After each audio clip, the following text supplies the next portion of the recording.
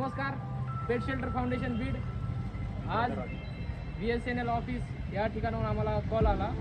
एका गाय विषबाधा होऊन एकदम पडलेली आहे. आम्ही तिथे लगेच आमचे डॉक्टर आणि आम्ही सर्वच येऊन त्या गायीचा एकदम व्यवस्थितपणे उपचार करत आहोत.